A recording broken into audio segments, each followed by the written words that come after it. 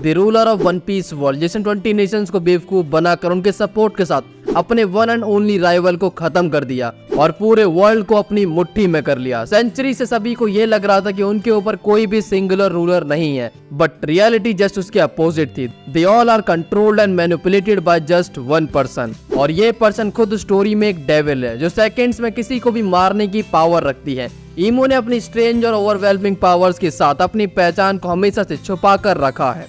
ईमो empty throne को occupy करती है, जो बनाई इसलिए था कि कोई भी सिंगल रूलर यहाँ पर नहीं बैठेगा। तो आज की वीडियो हमारी ईमो की पावर्स और उसकी पहचान के ऊपर होने वाली है। If you are interested in this video, keep watching.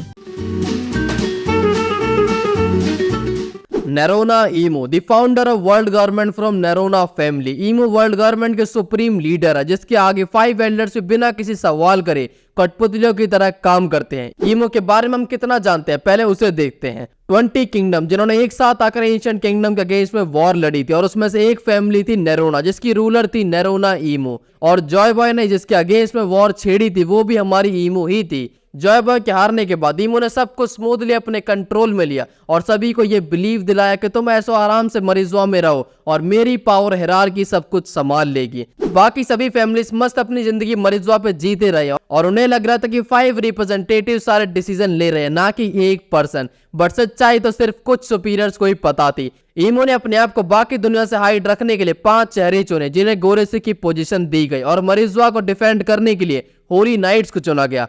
सिर्फ कुछ गिने चुने बंदों को इस मिस्टीरियस रूलर के बारे में जानकारी थी, और लोगों पर अपनी पकड़ बनाए रखने और रूट कमांड्स के लिए मरीन्स का यूज किया गया, जो किसी भी तरह के रिवॉल्ट को सप्रेस करने और वर्ल्ड गवर्नमेंट के अगेंस्ट में लिए गए स्टेप्स को खाक में मिलाने के लिए है। ईमो की प्लानिंग कितनी अच्छी इस बात से ही समझो कि इतने सालों से किसी को उसके बारे में पता नहीं चला, और जिन्हें पता चला भी होगा वो अगले दिन का सूरज देखने के लिए जिंदा नहीं बचे, क्योंकि या तो वो ईमो के स्पेशल गोदाम में बंद कर दिए गए या फिर उन्हें मुक्ति दे दी गई। हमारे लिए स्टोरी के स्टार्टिंग में पायरेट्स दुनिया के राजा थे, फिर मरीन्स बने और फिर गोरोसे बने। फिर पता चलता है कि these people are just shit, रानी की टांगे तो इनसे भी बड़ी हैं। ईमो ने अपनी स्ट्रेटेजी और पावर्स में एकदम परफेक्टली चीजों को मेंटेन करा था, बट ये डेल फ्रूट और ये पायरेट्स का ट्रेजर हंट उसके सामने आकर खड़ा हो गया। ईमो की डिमनिक पावर्स तो हमने एपिसोड 1119 में देखी है कि किस तरह से वो एक टेल अटैक में सांप और कोबरा दोनों को बुरी तरह से घायल कर देती है। वो अटैक किसी तरह की हाकी के साथ इन्फ्यूज था। उसकी स्पीड और रिफ्लेक्स से पता चल रहा था कि ईमो हमेशा से बैकएंड पे नहीं थी, वो पास्ट में मेजर फाइट का पार्ट रह चुकी है।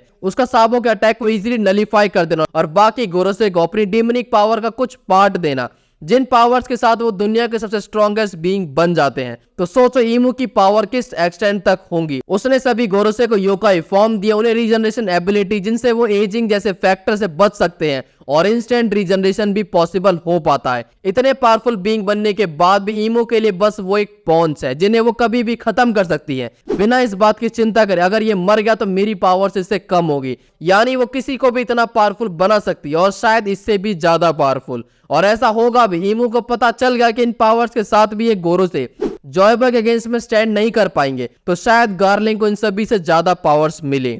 ईमो जो अभी तक की फाइनल विलन है और पूरे वन पीस वर्ल्ड में सबसे ज्यादा पावर्स होल्ड करती है, फिर चाहे वो मरीन्स हो, होली नाइट या फिर गोरोस, ईमो के पास काइंड ऑफ वियर्ड पावर्स है, जिन्हें सिलुएट में समझ पाना थोड़ा सा मुश्किल है। पर स्टिल हमें इतना तो पता चल गया कि वो खुद इमॉर्टल है और दूसरों को भी पार्शियली इमॉर्टल बना सकती है, और जब तक वो चाहे। तो ये इमॉर्टेलिटी आती कहां से? हमें वन पीस वर्ल्ड में ऐसे तरह की पावर्स गेन करने का एक ही रास्ता दिखाया गया है, जो है डेविल फ्रूट। सो ईमो के पास कौन सा डेविल फ्रूट पावर हो सकती है, अब उस पर बात करते हैं। सिलुएट की रानी के लिए हमारे पास बहुत सारी पॉसिबिलिटीज है, जितने हमें अभी तक हिंट दिए हैं उनमें से बस स्पेकुलेशन से हम लगा सकते हैं कि उसके पास कौन सा डेविल फ्रूट हो सकता है, और अगर ऐसा है तो वो devil fruit most powerful devil fruit होगा। सो उसके पास भी सन गॉड निगा की तरह गॉडली एबिलिटी होनी चाहिए, लाइक मून गॉड, बट वो सीरीज में ऑलरेडी गार्लिंग रिप्रेजेंट कर रहा है। नेक्स्ट है सी गॉड, इसकी पॉसिबिलिटी होना थोड़ा कम है, क्योंकि ये पावर कुछ ज्यादा ही ओवरपावर्ड हो जाएगी बाकी डेविल फ्रूट यूजर के लिए। सो इस वीडियो में हम एक मेजर थ्योरी पर बात करेंगे, जिसमें हम ईमो के पास के बारे में जानेंगे और ईमो और लिली के कनेक्शंस के बारे में भी जानने को मिलेगा। इसी के साथ हमारे पास सेकंड थ्योरी भी है, जो थोड़ा सा रिलेटेबल लगती है। तो शुरुआत करते हैं नंबर 2 से। So based on how Emo's power work, Emo के पास एंशिएंट इजिप्शियन डेटी की पावर हो सकती है, जो ममिफिकेशंस और मरे हुए लोगों को प्रिजर्व करने के लिए जाने जाते हैं, दी एनोबस। जैसा मैंने बताया कि इनकी पावर से बंदा मरे हुए के साथ ममीफिकेशन और या फिर उन्हें प्रिजर्व कर सकता है। सो जैसा हमने गोरसे के साथ देखा कि वो बुड्ढे इमॉर्टल नहीं है, उनके पास भी ईमू की दी गई पावर्स है जो उन्हें प्रिजर्व और उनकी बॉडी को रीजनरेट करने देती है। ईमू की एम्बेलमिंग पावर गोरसे को तब तक जिंदा रखते हैं जब तक वो अपने वरदान या फिर श्राप को उनसे हटा ना दे। जैसे उसे सैटर्न के ऊपर से अपनी पावर्स को हटाए, वो एक चीख के साथ दम तोड़ देता है और एक स्केलेटन का रूप ले लेता है। यानी ईमू इस पावर को देती ही नहीं, उनसे छीन भी लेती है, सेम एनोबिस की तरह। अगर ऐसा होता तो ईमू दूसरों को पावर लैंड करने से पहले उनकी रियल बॉडी को उनकी सोल से अलग करके मम्मीफाइड यानी उसे फ्रीजिंग वॉल्ट में स्टोर कर देती है और उन्हें एक न्यू बॉडी देती है जिसे वो अपनी पावर से बनाती है। इन दिस थ्योरी वो फ्रीजिंग वॉल्ट वाला पोर्शन एक इंपॉर्टेंट रोल रखता है और मैं मम्मीफाइड वाली पावर को ज्यादा सपोर्ट नहीं करता हूं, बट वो फ्रीजिंग वॉल्ट अपने अंदर कुछ ज्यादा राज दबाए बैठा है। जैसे हमने देखा था ईमू 2 पोस्टर के साथ उसके अंदर जाती है और उनमें से एक पोस्टर तो मंकी डी लूफी का था जिसको लेकर वो एक जाइंट हेड के पास जाते, यानी हम कह सकते हो कंपेयर करने टाइप का। पर दूसरा पोस्टर किसका था? ब्लैक बियर्ड का। अगर था भी तो ब्लैक बियर्ड का वहां पर कौन है? क्या मैं जो सोच रहा हूं तुम भी वही सोच रहे? कमेंट से बताओ। तो अब शुरू करते हैं अपनी नंबर 1 थ्योरी को जो मुझे काफी पसंद आई और इसके चांसेस भी काफी ज्यादा है ट्रू होने के। तो जैसा कि ईमू कुछ ज्यादा ही ऑब्सेस्ड है लिली को लेकर, यानी पास्ट में इन दोनों के बीच में काफी अच्छे संबंध रहे होंगे और अच्छे संबंध यानी अच्छे वाले, गलत मत समझ लेना। तो ईमू और लिली काफी घनिष्ठ मित्र हुआ करते थे, दोनों अपने किंगडम की प्रिंसेस थी और फिर आगे चल के क्वीन बनी, पर दोस्ती में कोई फर्क नहीं पड़ा और 800 साल पहले उस अलायंस का हिस्सा बनी जो एंशिएंट किंगडम को उखाड़ फेंकने के लिए बनी थी। पर वो प्लानिंग ईमू के दिमाग में क्लियर थी कि ये सब वो क्यों कर रही है, बट बाकी 19 नेशन इंक्लूडिंग लिली बस साथ दे रहे थे for their own benefits. So lily जो अलाबास्टा किंगडम की क्वीन थी उसके पास एक ऐसा डेलफूड था जो उस किंगडम के कल्चर को प्रिजर्व करता था। अलाबास्टा जो इजिप्शियन स्टाइल पर बेस्ड है, सो वहां का मिथिकल डेलफूड लिली को एक इजिप्शियन गॉड बेस्टलेट और जापानीज योकाई नेकोमाटा की पावर्स देता है। एक मिथिकल डेलफ्रूट होने की वजह से फिजिकल पावर्स को एनहेंस करता है और एक मिथिकल कैट फॉर्म भी देता है। नेकोमाटा और बेस्लेट सेम पावर्स पोजेस करते हैं, बट बेस्लेट जो इजिप्शियन गॉडेस है जो पहले गॉड रा के साथ यानी सन गॉड के साथ थी और उन्हें बाद में छोड़ देती है, और जापानीज योकाई नेकोमाटा की powers after life, raising death और डार्कनेस इन पावर्स पे कमांड देती है। इन पावर्स के साथ लिली काफी ज्यादा स्ट्रॉन्ग थी एज कम्पेयर टू ईमू जिसके पास पॉप ऑफ फ्रूट की पावर्स थी। यानी जो हमने कुमा के पास देखा, ईमू को अपने फाइनल प्लान को सक्सेसफुल बनाने के लिए लिली की पावर्स की जरूरत थी, बट लिली जो काफी ज्यादा सॉफ्ट हार्टेड और चीजों की हर साइड को समझने की कोशिश करती थी, उसके रहते ईमू ऐसा कुछ नहीं कर पाती। लिली को जॉय बॉय की सच्चाई के बारे में पता चल गया था कि जैसी चीजें दिख रही हैं वैसे है नहीं,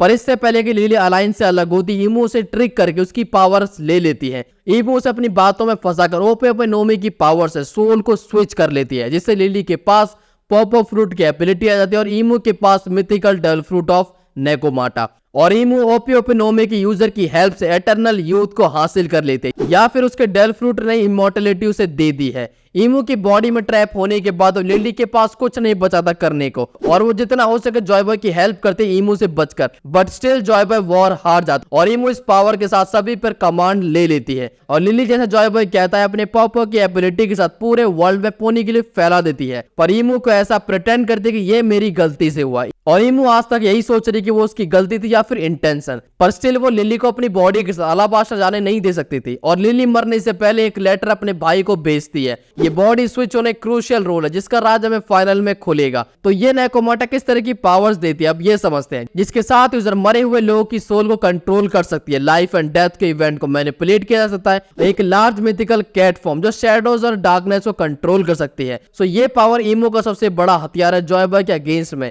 ये थ्योरी सच होती है कि नहीं वो तो आगे पता चलेगा, पर सुनने में काफी बढ़िया लग रही है। पर ऐसा भी हो सकता है कि ईमू के पास कोई डेल फ्रूट ना हो सकता है कि ईमू खुद एक डेल फ्रूट को डिपिक्ट करे, या फिर ये पावर डेल फ्रूट से रिलेटेड ही ना हो जिस तरह की पावर्स ईमू ने एल्डर्स को दी है। लाइक हमने एगेट आइलैंड की बैटल में वर्करी को सी के ऊपर देखा था, मतलब उसे डर ही नहीं था कि वो अंदर गिर सकता है, या फिर उसे पता है कि अगर वो अंदर गिर भी गया तो वो वापस ऊपर आ जाएगा। सो ईमू के पास भी सेम तरह की पावर्स हो सकती हैं, यानी ईमो को भी सी से डरने की कोई जरूरत नहीं है। इसको समझने के लिए नीका के फ्रूट को ही ले लो। हमने स्टोरी में नीका और जॉय बॉय दो अलग एंटिटी के बारे में बताया गया, यानी नीका की एबिलिटी एक फ्रूट में मैनिफेस्ट की गई है।